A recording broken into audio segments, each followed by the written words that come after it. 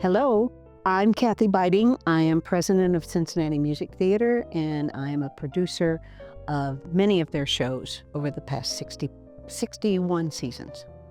I grew up in small town Iowa, and I loved play acting from the time I was that big. I would line up my dolls and play school with them.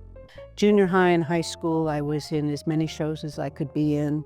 And I also was given the chance to be a student director in high school, which was a really fun experience. And I really liked being on the other side of the stage, from being on the stage. So I went to college thinking I would be a French major. Then I took an acting class. And at the same time, the French professor was just dull as could be. And I loved the acting class, so I became a drama major. So I have a speech and drama degree, and that was my first teaching job, was speech and drama and American literature, and directed the school plays, and then decided teaching wasn't quite what I wanted to do. So I went back and got my master's in counseling. So then I was a guidance counselor until I retired. But as a part of that, I always worked with the thespian group and with the shows. I'd wanted to get into community theater, but in small town Iowa, there wasn't much. But here, there is so much community theater. There are at least, 22 or 3 different groups that are a part of the Association of Community Theaters. So in 1991, I was on stage with Brigadoon with Cincinnati Music Theater. And in those days, we were performing at Princeton High School. Until 1995 when we moved here. So that's sort of my theater history. And it really has grown and blossomed since I became a member of Cincinnati Music Theater. We got the chance to come to the JK. The Aronoff Center was under construction, and our board president at the time, I was on the board at that time in 95, and our board president and another gal were very instrumental in negotiating with the administration of Aronoff Center for a community theater group to move in. It felt like a huge risk, but I remember standing on this stage when there were no seats, and it was just this big empty space out there, and it was like, yes, we need to come here and we need to be here. We have been called Cincinnati Music Theater since 1963, and we have almost never performed in Cincinnati. Princeton High School is in Sharonville, and Indian Hill High School is in Indian Hill. We need to be in a place called Cincinnati because that's our name. And here's an opportunity. Our first show was Sweeney Todd, and the theater was not finished. We had a portable light board backstage, and we had a portable soundboard out in the house, and we had no hot water. It was only cold water. We had no intercom system. So as producer of that show, actually co-producer of that show, I had to run up and down the stairs to give people cues so that they knew when to make their entrances and exits and whatever.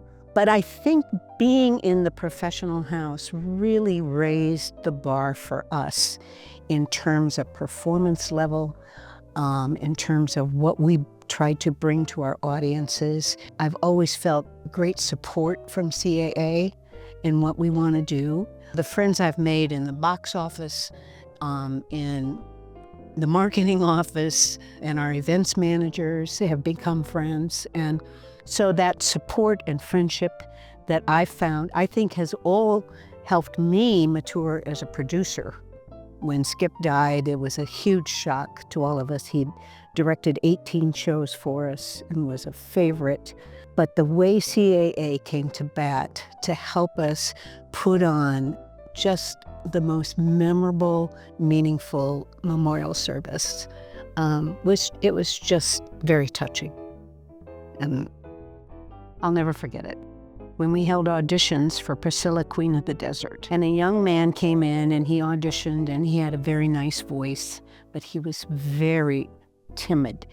and nervous. And so when Skip said, "Why do you want to be in this show?" which was a typical Skip question at auditions, he said, "I have just recently come out as gay, and this is an opportunity to be myself on stage. I don't have to play straight. I can just be myself." And there were any number of the people who auditioned for that show who said the same thing. Those are amazing moments when you really get to see into somebody. They're not just a voice, they're not just feet tapping, that they really are people, and how amazing it is that they will get up there in an audition and put themselves out. They provide so many opportunities for people who wouldn't have other opportunities to find themselves, to gain confidence, to express themselves, to be creative, to let that side of themselves come out. When I was at McNicholas High School, I had a student who was very sad. He was depressed, he was unhappy, he didn't feel like he fit in. And so I talked him into auditioning for a play, and he was really good at it. And he blossomed. And I think that's what the arts can do for a whole lot of people. I would say the arts, personally, it's a way to express myself in a creative venue, in a creative way, whether I've been producing or I've been stage managing or I've sewn costumes or I've built props. Anyway, that sense of creativity is, I guess, a part of who I am. I love the arts. I love theater in particular. And so I will always be a part of it, even if I'm just in the audience.